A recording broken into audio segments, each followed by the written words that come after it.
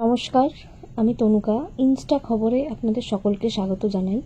এই মুহূর্তে আমাদের সাথে উপস্থিত আছেন কলে প্রাক্তন সিপিএম এমএলএ তন্ময় ভট্টাচার্য মহাশয়।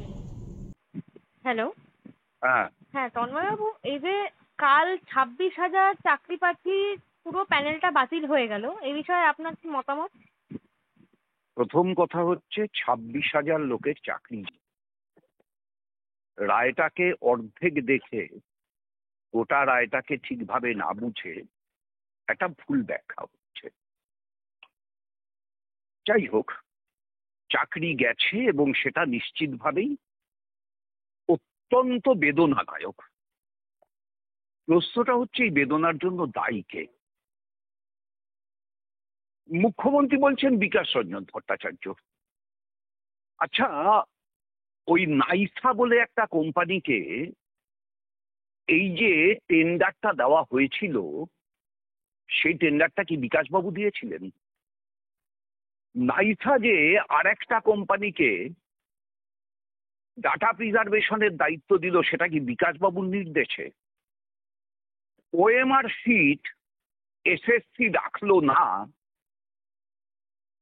বেআইনি ভাবে পুড়িয়ে দিল, এটাও কি বিকাশবাবু বলেছিলেন? মিরর সিট রাখা হলো না, এটাও কি বিকাশবাবু করেছিলেন? এগুলো দেখার কাজ আইনজীবীর না সরকারের? সরকার এগুলো দেখলো না। হাইকোর্ট এবং সুপ্রিম কোর্ট বারবার সুযোগ দিল যে যোগ্য অযোগ্য আলাদা করে দিন, না হলে আমাদের কাছে কোনো অল্টারনেটিভ থাকবে না, ভারতীয় সংবিধান এবং আইন অনুযায়ী সমস্ত চাকরি বাতিল করতে হবে। সময় নিল, সরকারকে সুযোগ দিল, সরকার সেই সুযোগের সদ্ব্যবহার করলেন না। তারা যোগ্য অযোগ্য আলাদা করে বাছাই করে দিলেন না। ফলে যেটা দাঁড়ালো, সিবিআই তদন্ত করে যেটা পেল, সেটা হচ্ছে এমন একদল আছে যাদেরকে প্যানেলের মেয়াদ শেষ হয়ে যাওয়ার পরে চাকরি দেওয়া হয়েছে। তাদের তো টাকা ফেরত দিতেই হবে। আচ্ছা, আচ্ছা। দেবেন না তো কেন? হ্যাঁ, তো কালকে মুখ্যমন্ত্রী যে প্রেস কনফারেন্সে বললেন যে নেতাজি ইন্ডোরে একটা সবাইকে ডেকে, প্রার্থীদের ডেকে তারপর আলোচনা করবেন, তো এরপরে কি আপনারা কোনো আশার আলো দেখছেন? না না, কি আলোচনা করবেন মুখ্যমন্ত্রী? মুখ্যমন্ত্রী তো এটা চেয়েছিলেন, চাকরি চলে যাক, এটা তো মুখ্যমন্ত্রীর চাওয়া। যদি মুখ্যমন্ত্রী এটা না চাইতেন, তাহলে পরে তো মুখ্যমন্ত্রী অনেক আগেই এটার সমাধান সূত্র খুঁজে বের করবার জন্য সব পক্ষকে নিয়ে আলোচনা করতে পারতেন। কিন্তু আমাদের মাননীয় মুখ্যমন্ত্রী সেটা করেননি। ফলে এখন তিনি বলছেন যে তিনি আলোচনা করবেন। আচ্ছা, কি নিয়ে আলোচনা করবেন? কে তার সাথে আলোচনা করতে যাবে? তার কাছে এমন কোনো পথ আছে যে পথে এই চাকরিগুলো আবার ফেরত আসতে পারে? নেই। আর এখনো যেটা বাকি আছে খেয়াল রাখবেন, সেটা হচ্ছে সুপারঅ্যানুয়েটেড পদ তৈরি করবার জন্য ক্যাবিনেটের ডিসিশন। 8 তারিখে তার মামলা সুপ্রিম কোর্টে। সেখানে তো অভিযুক্ত মুখ্যমন্ত্রী, ক্যাবিনেটের প্রধান। হ্যাঁ। সংবিধান অ্যালাউ করে না সুপারঅ্যানুয়েটেড পদ তৈরি করা। হুম। তিনি এই দুর্নীতি ঢাকবার জন্য সুপারঅ্যানুয়েটেড পদ তৈরি করতে গেলেন।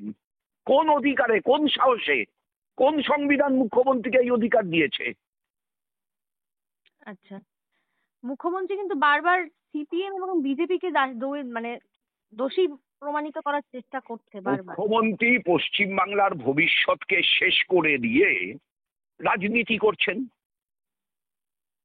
সিপিএম বিজেপি কি করে দেবে এই কাজগুলো? ওএমআর সিট কি সিপিএম বিজেপি রক্ষা করবে? মিরর সিট কি সিপিএম বিজেপি রক্ষা করবে? কে যোগ্য কে যোগ্য না সেটা কি সিপিএম বিজেপি ঠিক করে দেবে? এগুলো যদি সিপিএম বিজেপির কাজ হতো, তাহলে সিপিএম বিজেপি এই কাজগুলো না করে অন্যায় করেছে, নিশ্চিতভাবেই তাই হবে। কিন্তু এগুলো তো সিপিএম বিজেপির কাজ ছিল না, এই কাজগুলো তো মুখ্যমন্ত্রীর ছিল, তার দলের সরকারের ছিল। হুম। সেই কাজ তিনি না করায়, তার দল না করায়, তার শিক্ষামন্ত্রী না করায় আজকে 26,000 ছেলে মেয়ে হুম। যাদের ভিতর 4,000 এমনিই বাতিল। হ্যাঁ। মনে রাখতে হবে এরা প্যানেলের মেয়াদ শেষ হওয়ার পরে চাকরি পেয়েছে। হ্যাঁ, একেবারেই। একটা 3টে ভাগ আছে, একটা হচ্ছে প্যানেলের মেয়াদ শেষ হওয়ার পরে চাকরি, একটা হচ্ছে সাদা খাতা জমা দিয়ে চাকরি, হুম।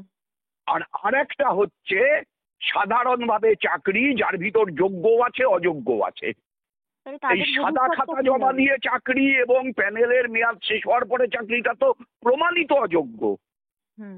তো প্রমাণিত বেআইনি। হুম। কারণ এই প্রমাণিত বেআইনির সঙ্গে বাকিগুলো কিন্তু বেআইনি বলেনি সুপ্রিম কোর্ট, হুম। বলেনি বলেই তাদের আবার 3 মাস বাদে বসবার সুযোগ দিয়েছে পরীক্ষায়।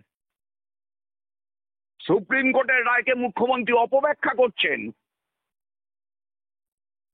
আচ্ছা, শুভেন্দু অধিকারী এবার একদিকে বলছে যে 2026-এ উনি যদি জেতেন তাহলে দেখবেন আপনাদের মানে চাকরির হারাদের পাশে থাকবেন। কি বলবেন এই বিষয়ে? সবচাইতে বেশি চাকরি চুরি হয়েছে তো দুটো, মেদিনীপুর, বীরভূম এবং বাঁকুড়ায়।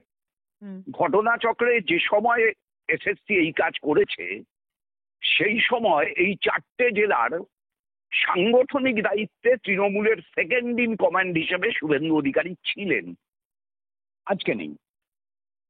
আজকে শুভেন্দু অধিকারী এই দায়িত্বগুলোতে নেই, কিন্তু সেদিন শুভেন্দু অধিকারী এই দায়িত্বগুলোতে ছিলেন। এটা যেন আমরা না ভুলে যাই, চাকরি প্রার্থীরাও না ভুলে যান। আচ্ছা, ধন্যবাদ তন্ময়বাবু আপনার মূল্যবান সময় আমাদেরকে দেওয়ার জন্য। ধন্যবাদ। নমস্কার।